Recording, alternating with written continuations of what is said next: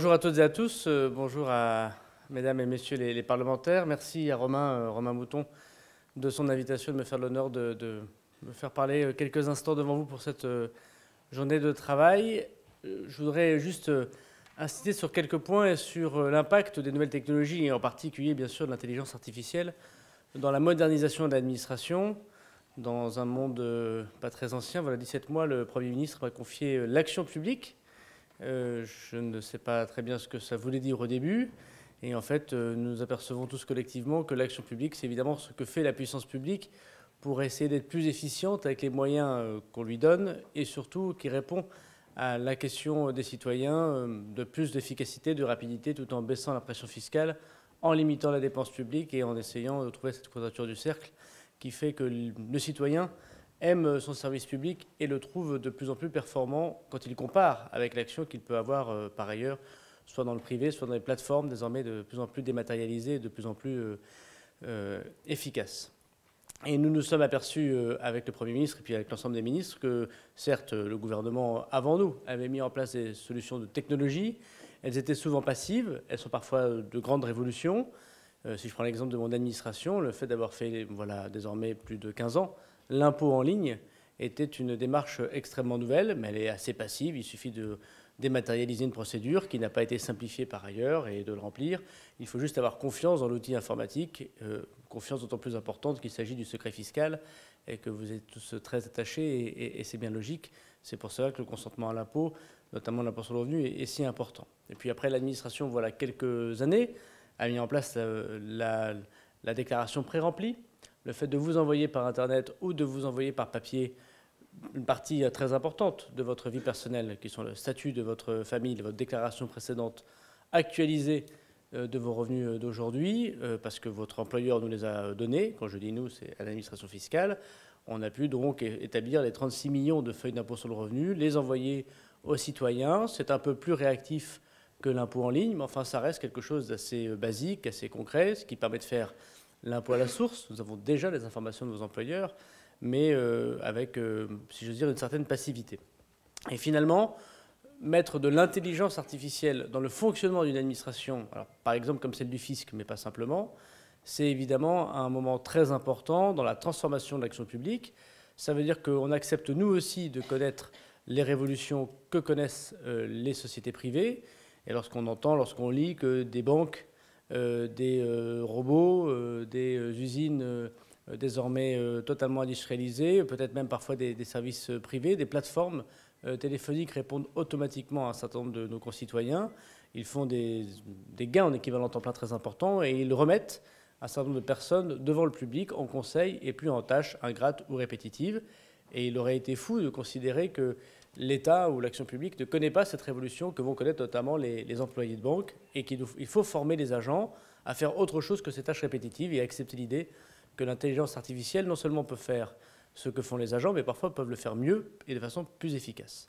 Ça veut donc dire plusieurs choses pour l'État. Accepter la confiance autour de systèmes d'intelligence artificielle qu'il ne maîtrise pas tout à fait. Aujourd'hui, par exemple, l'État, pour quelque chose aussi bête que le cloud, n'a pas de cloud souverain.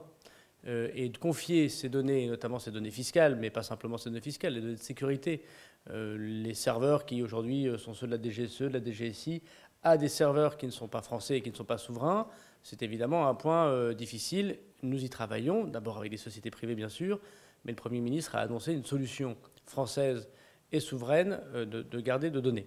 Et mettre des robots, de l'intelligence artificielle, dans l'action de telle ou telle administration, c'est accepter de faire confiance à telle ou telle société avec laquelle nous pouvons travailler, et c'est ce que nous avons commencé à faire. Alors, qu'est-ce que nous avons essayé de faire? D'abord, on a essayé de faire de l'innovation qui partait de la base et pas simplement décidée par les ministres ou décidée par les directeurs d'administration. Et nous avons, pour la première fois dans l'histoire de l'administration française, non pas décidé au début d'année quels seraient les projets qu'on allait faire d'ici la fin de l'année, avec souvent des crédits informatiques qui étaient reniés parce que c'est ceux que l'on peut le plus facilement annuler lorsqu'on a des difficultés budgétaires. Ça a été le cas de mon administration chaque année. D'ailleurs, j'ai moi-même pêché, puisque la première année, le premier semestre dans lequel je suis devenu ministre, lorsqu'il a fallu équilibrer le budget, nous avons d'abord renié sur les crédits informatiques avant de pouvoir renier sur les crédits personnels. Les gens étaient déjà embauchés, on n'allait pas ne pas les payer. Et donc on a empêché l'administration de se moderniser comme elle l'avait prévu.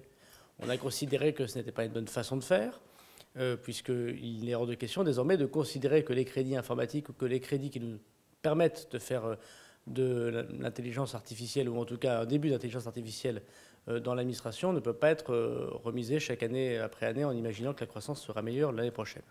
Donc nous avons débloqué un fonds qu'on appelle le fonds de transformation, alors en langage technocratique le FTAP, le fonds de transformation publique, et ce fonds est de 700 millions d'euros. Alors certains peuvent dire que c'est peu, c'est en tout cas une somme qu'on n'a jamais vue dans l'État. 200 millions cette année, 250 millions d'euros l'année prochaine. Donc on a même concentré ces fonds dans les premières années du mandat. Et on a considéré que ce fonds de transformation, il n'était pas décidé par l'exécutif, mais c'était les préfectures, les directions départementales, les opérateurs, je pense à Pôle emploi, Météo France par exemple, de l'État, ou des directions d'administration qui pouvaient proposer des projets dont le but était la transformation profonde de l'action publique, notamment en se basant sur l'intelligence artificielle, qui devait faire naître des économies à terme. On acceptait d'investir pour faire des économies, et qui n'était pas là pour payer quelque chose qui avait été refusé par les administrations précédentes. C'est pas bonjour, j'avais un projet, il a été refusé par des crédits informatiques lambda, je souhaiterais que vous le financiez par ce fonds. Et pour s'en assurer, certes, je préside ce fonds avec mon secrétaire d'État Monir Mahjoubi, mais nous avons mis autour de la table, indépendamment des directeurs du budget et de la transformation publique, des personnalités qualifiées, notamment dans le monde de l'intelligence artificielle, pour nous aider à sélectionner les bons projets. Et nous avons, cette année, accepté l'idée même que la plupart des projets qui nous étaient présentés n'étaient pas bons, n'étaient pas à la hauteur de ce que nous souhaitions. Et nous avons donc fait 2 séances. Hier, à l'Hôtel de Ville de Paris, nous avons remis la deuxième session de ces prix pour les 200 millions d'euros que nous évoquons. L'année prochaine, c'est bien 250 millions d'euros. Et transformer, prix des projets des administrations pour que ce soit concrètement appliqué avec l'intelligence artificielle. Alors, des exemples concrets. Pôle emploi, par exemple, nous a proposé la réponse automatique aux mails de premier niveau qu'un certain nombre de personnes, de chômeurs, adressent aux agences Pôle emploi.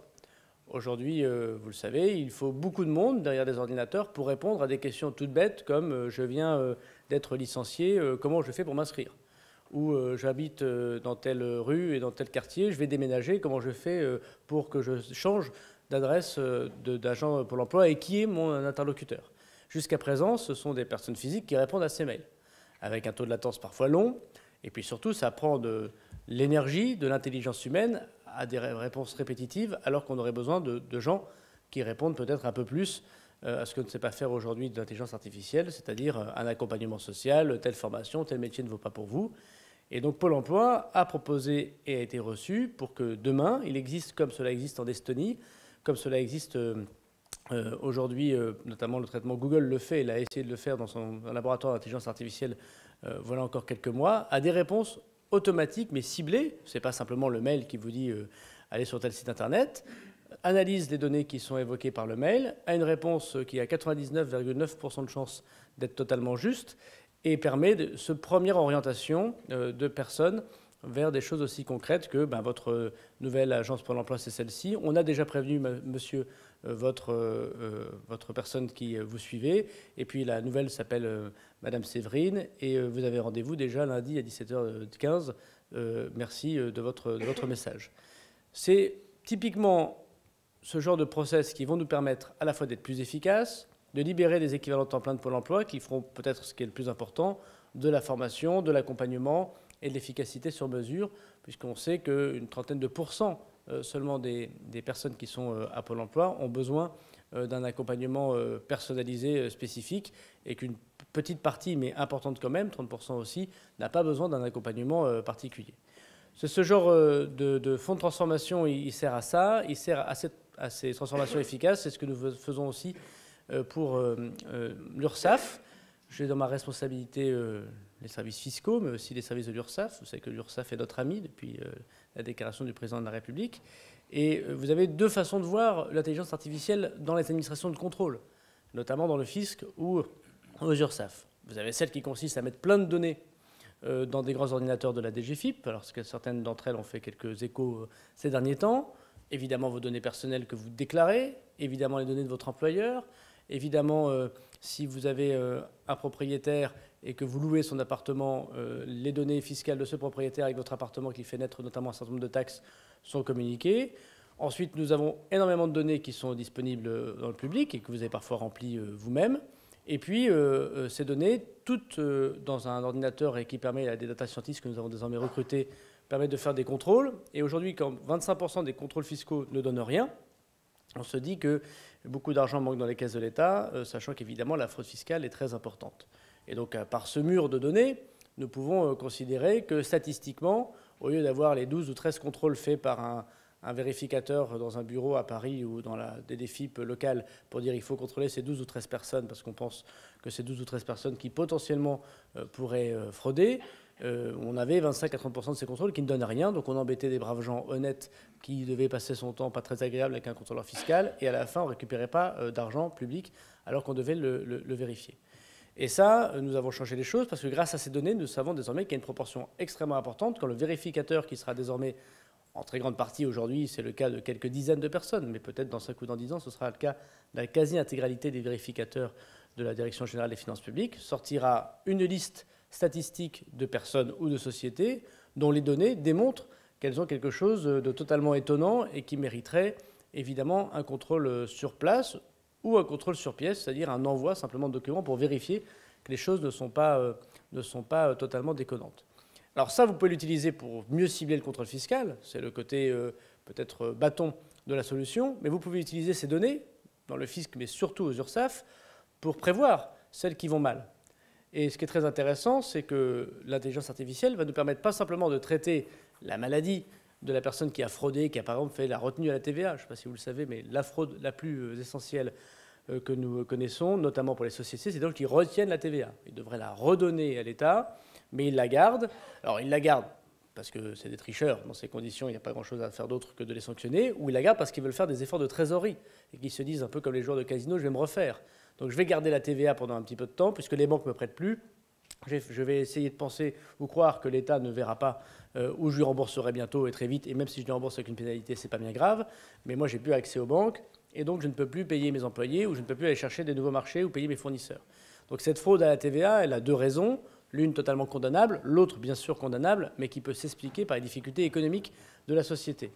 Eh bien, les données de l'intelligence artificielle, qui vont nous permettre de contrôler cette société, on peut lui faire, et c'est ce qu'on lui a demandé, de regarder également les petits faits, comme dirait Stendhal, qui démontrent que cette société va mal. Et là, au lieu pour les URSSAF ou le fisc d'attendre le moment où elle va très mal et de la contrôler, le travail va être fait de pouvoir aller voir ces sociétés, notamment libérer des équivalents temps plein qui éviteront un certain nombre de tâches répétitives au fisc. J'en parlerai si vous le souhaitez, notamment en mettant fin au paiement liquide dans les administrations fiscales ou en ayant des efforts plus différents sur la façon dont on gère les collectivités locales en simplifiant un certain nombre de documents. Donc on fait notre transformation RH comme chacun des ministères devrait le faire. Et en même temps de mettre des gens qui vont aux URSSAF comme aux impôts, aller voir ces sociétés pour dire voilà, nous avons un certain nombre de données qui nous démontrent, normalement c'est le rôle de votre expert comptable, enfin vous ne l'avez pas toujours écouté, quand le fisc vient vous voir peut-être que vous l'écoutez un petit peu plus, qui nous démontrent que vous n'allez pas bien. Et que si vous continuez comme ça, dans 6 mois, dans 8 mois, dans 1 an, dans 2 ans, vous serez malheureusement la clé sous la porte, vous serez obligé de frauder pour vous en sortir. Et donc l'intelligence artificielle, elle ne permet pas simplement pour le fisc ou pour les administrations de contrôle de sanctionner de façon plus efficace, en utilisant mieux ses contrôleurs, en recrutant des data scientists. Alors il y en a désormais une quinzaine aux douanes et il y en a une quarantaine désormais à l'administration fiscale. Et ces contrats vont bien sûr augmenter avec le temps et l'argent qu'on y met, mais aussi de faire ces contrôles prédictifs et qui sont là dans le droit fil du droit à l'erreur et pas du tout dans le bâton que l'administration de contrôle a trop souvent le temps d'utiliser parce qu'elle arrive trop tard, elle arrive au moment où simplement on sélectionne les gens. Ça, c'est un point très important, de voir comment, grâce aux données et grâce à l'intelligence artificielle, on peut faire davantage de conseils. Et, troisième point, et qui me paraît un point important, c'est finalement comment on forme nos agents publics à ça. Puisque si vous travaillez dans le privé, si vous êtes responsable d'une unité de production dans une usine, si vous êtes directeur d'une agence bancaire, si vous êtes RH dans un grand groupe, vous vous dites comment des métiers qui vont être détruits, comme sous la seconde révolution industrielle, on a détruit des métiers agricoles, ou comme sous la troisième, on va détruire des employés, si je veux dire, des emplois qui relèvent de l'industrie automatisée. Comment on accompagne cette ressource humaine de tâches répétitives à des tâches plus qualifiées? Comment on fait monter en gamme la formation de nos agents publics? Sachant que l'un des problèmes qui touche les Français, c'est l'électronisme, le fait de ne pas avoir accès au numérique comme finalement on n'avait jadis pas accès à l'écriture ou à la lecture, même si l'illettrisme connaît encore un pourcentage important de la population, mais ne croyez pas différent le fait que des agents publics, qui sont quasiment 5 millions sur les 3 fonctions publiques confondues, n'ont pas eux aussi des difficultés avec l'accès à Internet. Et il serait un peu dingue d'imaginer qu'on puisse tout numériser. Bien sûr, les Français ne pourraient pas toujours le faire, soit parce qu'ils n'ont pas le très haut débit partout, soit parce qu'ils sont en difficulté face à un ordinateur, même s'ils utilisent par ailleurs des documents plus intuitifs comme les réseaux sociaux ou leurs tablettes, et de penser que les agents publics, tous, sont à la page de ces démarches administratives numériques, et je ne parle même pas d'intelligence artificielle. Et donc le grand défi de l'employeur public que nous sommes, c'est de pouvoir transformer, de faire un plan de formation et de déplacer des emplois, des tâches répétitives, aux tâches de plus en plus qualifiées. C'est évidemment un travail très important, parce que moi je ne pense pas que les robots, aujourd'hui, condamnent l'emploi. Simplement, ils les déplacent. Dans les années 90-2000, la France, elle a refusé la robotisation des usines. Elle a essayé de le refuser. Et en disant, nous, on va garder de l'emploi industriel. On s'aperçoit aujourd'hui que l'Allemagne a pris ce tournant, qu'elle a plus d'emplois industriels que nous. Et nous, on a beaucoup moins de robots, 5 fois moins de robots que les Allemands. Et pour autant, on a moins d'emplois industriels que les Allemands. Donc il ne s'agit pas de résister à un changement qui touche profondément l'Occident et le régime capitaliste. Il s'agit effectivement de les accompagner. Et bien sûr, il y a des usines désormais qu'on visite avec 3 fois ou 4 fois moins d'ouvriers. Mais la vérité, c'est qu'il y a beaucoup de gens qui désormais fabriquent ces robots. Et au lieu de les laisser fabriquer en Italie, en Chine ou aux États-Unis ou en Inde, peut-être devons-nous être le lieu où on fabrique désormais les robots. Il y a beaucoup de gens qui réparent ces robots. Et c'est plus simplement les gens qui font directement les tâches que font les robots. Et l'administration, ce sera exactement pareil. Si on veut que les Français et les Françaises qui sont fonctionnaires puissent accompagner ces révolutions, vérifier ce que font parfois des robots, l'intelligence artificielle, mettre plus de temps dans l'accompagnement pour avoir une administration qui est plus dans le conseil que dans le contrôle ou dans la répétition bureaucratique des tâches, nous devons les former. Et ça, c'est un point extrêmement important parce que nous avons, comme toute entreprise, comme toute institution, des agents qui sont jeunes, des agents qui sont plus vieux, des agents qui sont qualifiés, des agents qui le sont moins, des agents qui n'ont pas eu le temps de se former, des agents qui souhaitent le faire. Et donc nous avons prévu dans les 15 milliards du plan formation que vous avez entendu parler de Mme Pénicaud, quasiment 2 milliards prévus pour les agents publics, pour les accoutumer, bien sûr, à un certain nombre de formations qu'ils devraient déjà avoir aujourd'hui, mais pour les amener à un traitement technologique de l'administration qui permettra effectivement d'aller plus vite, d'être plus efficace pour les citoyens et de leur trouver aussi un travail plus intéressant. L'un des points qu'on va évoquer, et parfois ça part de choses toutes concrètes, dans l'administration fiscale, vous pouvez encore payer en argent liquide dans les trésoreries ou dans les centres des finances publiques. Ça coûte entre 150 et 100 millions d'euros par an à vous, c'est-à-dire à vos impôts. Il faut traiter l'argent liquide. On sait que l'argent liquide, il va tendre à disparaître. Mais peut-être dans 10, dans 15, dans 20, dans 30, dans 50 ans, on ne le sait pas. La vérité, c'est qu'il y a peut-être de moins en moins d'argent liquide, mais qu'une partie de la population, les députés le disent assez, ils ont bien raison, soit parce qu'ils sont privés de compte bancaire, soit parce qu'ils sont surendettement, soit parce qu'ils ont leur habitude, soit parce qu'ils sont âgés. Enfin, pour plein de raisons, ils choisissent de payer en liquide.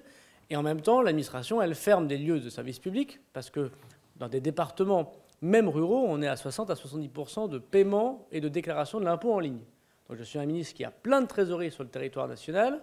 Les gens veulent continuer parfois à payer en argent liquide. On sait qu'ils sont de moins en moins nombreux à le faire, mais ils veulent quand même le faire. Et par ailleurs, je dois fermer des lieux de service public qui ne correspondent plus aujourd'hui à la façon dont les gens vivent. Alors ici ou là, il peut y avoir une action volontaire de l'État pour garder des services publics dans le milieu rural. On peut d'ailleurs les mutualiser dans ce qu'on appelle les maisons de service public. Enfin, les trésoreries à la papa, excusez-moi cette expression, ne correspondent plus à la réalité du terrain, sauf à être démagogue et à laisser des trésoreries avec un loyer et 2 ou 3 personnels à l'intérieur qui reçoit 5 à 6 personnes par semaine, ce qui évidemment n'est pas une bonne utilisation de l'argent public.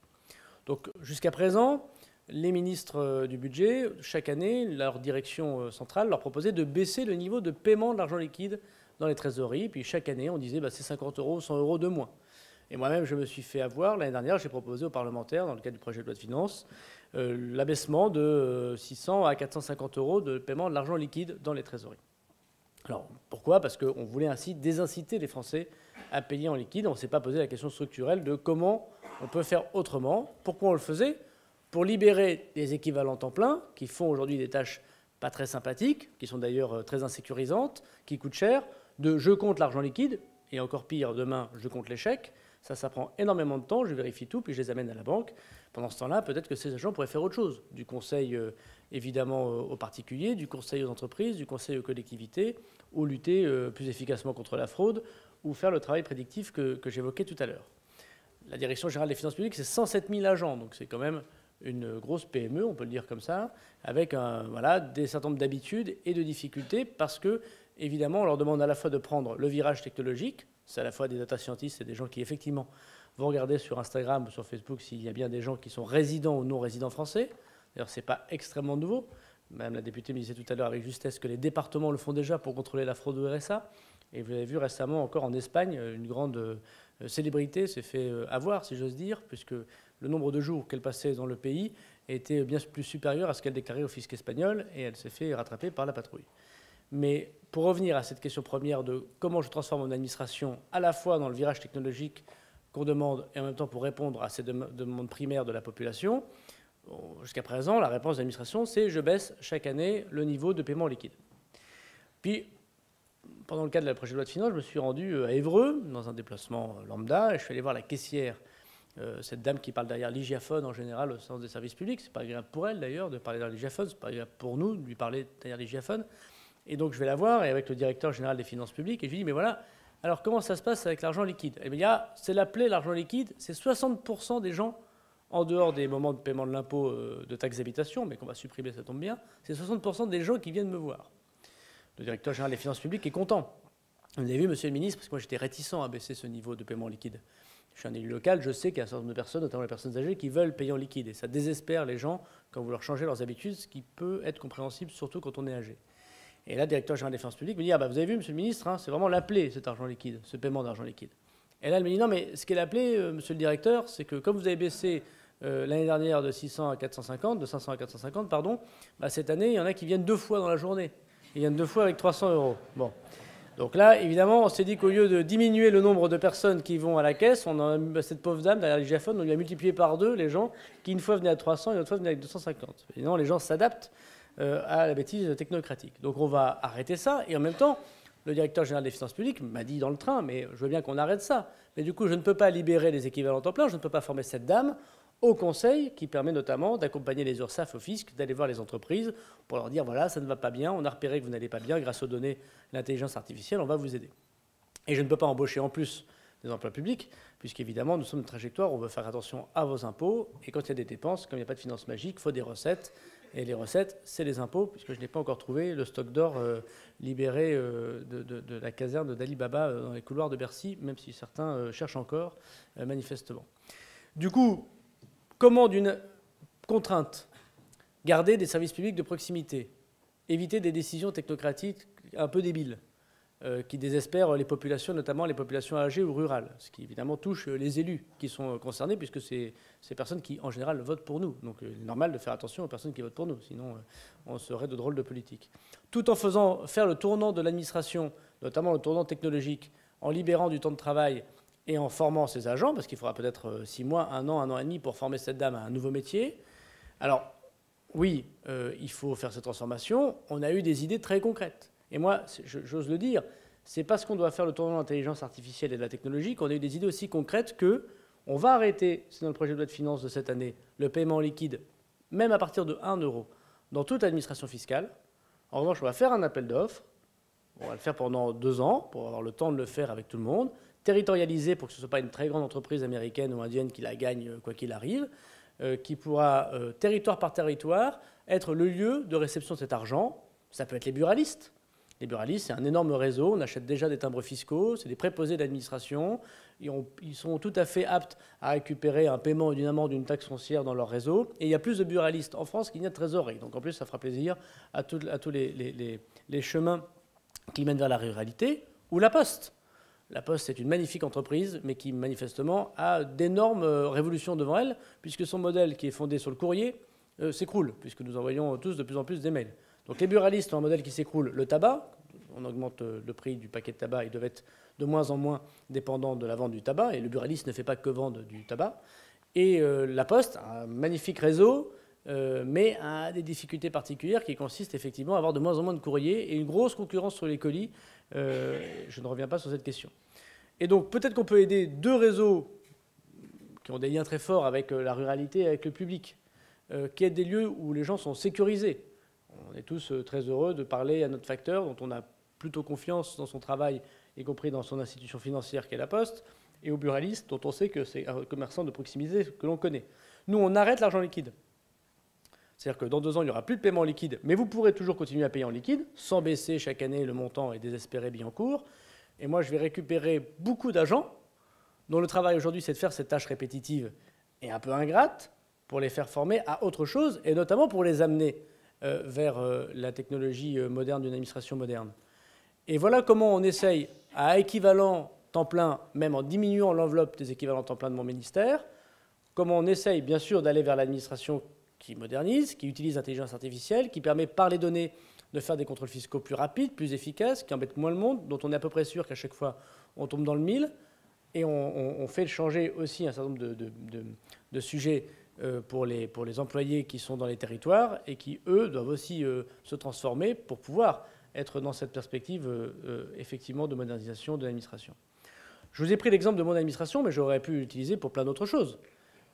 Sébastien Lecornu, qui est désormais ministre des collectivités locales, lorsqu'il travaille auprès de Nicolas Hulot et François de Rugy, il a lancé le supercalculateur de Météo France, qui permet d'être beaucoup plus efficace, et on le verra dans les prochaines années, pour prévoir des événements comme ceux de l'Aude, alors qu'aujourd'hui, l'intelligence artificielle, même si Météo France est une belle administration, un bel opérateur qui a déjà la technologie à son rendez-vous, n'a pas les moyens technologiques de prévoir ce que prévoit manifestement un certain nombre d'applications gratuites qui sont sur nos téléphones. Je pourrais multiplier les exemples de chefs d'administration qui sont comme les banques, comme les usines, comme les patrons de start-up, devant le mur de la technologie, qui doivent bien sûr investir, qui doivent recruter des data scientists, et on ne peut pas les recruter normalement parmi les agents des finances publiques, si j'ose dire, qui rentrent aujourd'hui de l'école des finances publiques, et en même temps, comment faire avec les agents des finances publiques d'aujourd'hui pour les mener vers ce que les robots ou l'intelligence artificielle leur permettent de faire, et qui sera à mon avis plus intéressant que de compter des pièces de monnaie dans la trésorerie d'Évreux, parce que aider une entreprise à s'en sortir, c'est, je crois, plus intéressant que de retrouver des pièces de 5 euros. D'ailleurs, il n'y en a pas des pièces de 5 euros, donc c'est pas la peine de pouvoir les compter.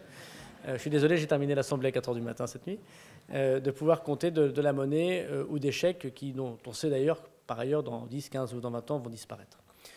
Donc voilà, la transformation publique par l'intelligence artificielle, c'est plus que par le numérique. C'est pas simplement je prends une procédure papier et je la mets sur Internet. Ça, c'était la préhistoire de la transformation numérique. C'est désormais comment le robot, l'intelligence artificielle peut non pas remplacer l'agent public, bien évidemment, mais comment il peut l'aider à être plus efficace et à lui-même trouver un travail plus intéressant.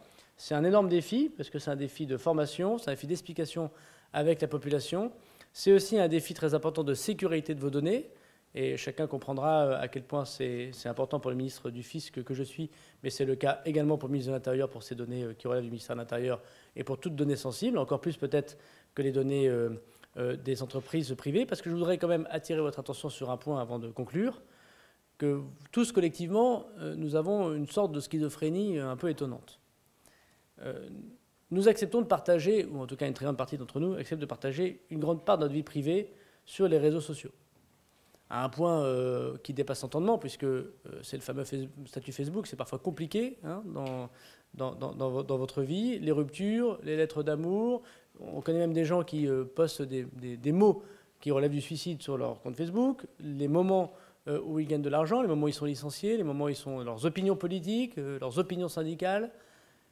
Et dès qu'il s'agit d'évoquer une relation de confiance avec une administration qui, elle, ne partage pas vos données, et qui est garante, me semble-t-il, de votre liberté individuelle, et que, à ne pas faire une injure à Facebook, à Twitter ou à Instagram, de dire que le fisc français, l'administration française, la CNIL, a peut-être un peu plus de raisons d'être sécurisée, parce qu'elle ne fait pas commerce de vos données. Et comme dirait l'autre, quand c'est gratuit, c'est que c'est vous le client. Hein. Donc, évidemment, il n'y a pas intérêt commercial, nous ne revendrons jamais les données. Comment vous acceptez tous autant de partager vos données à des sociétés qui ne sont pas françaises, dont vous savez qu'elles commercent avec vos données, et être aussi réticent dans le partage de données avec l'administration, alors que c'est sécurisé et qu'elle a démontré la force de sa sécurisation. Surtout lorsque cet État est dirigé dans un cadre démocratique et de contrôle.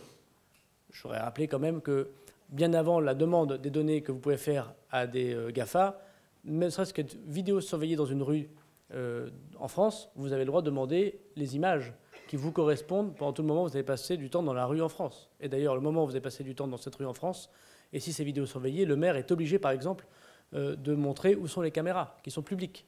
Donc le point de la transparence, et c'est tant mieux, va loin dans le respect de la vie privée de nos compatriotes, selon l'article 9 du Code pénal. Mais vous n'acceptez pas collectivement, les Français n'acceptent pas collectivement, quand l'État utilise ces données à des fins d'intérêt général. Puisque le but du jeu, c'est quand même que les fraudeurs soient châtiés. Et si les fraudeurs sont châtiés, on y récupère plus d'impôts. Et si on récupère plus d'impôts, on n'est pas obligé d'augmenter les impôts des gens honnêtes. Puisqu'à la fin, il faudra quand même payer les écoles, il faudra quand même payer l'armée, et il faudra quand même payer le fonctionnement de nos institutions. Donc c'est une petite réflexion que je vous livre, puisque malheureusement, je crois que dans la démocratie qui s'érode et la confiance qui s'érode, la démocratie numérique et l'intelligence artificielle, le défi que nous avons, c'est surtout une question éthique. À quel point vous êtes d'accord pour que nous puissions utiliser ces moyens pour changer l'administration? Je vous laisse sans doute à vos travaux avec cette question. Je vous remercie.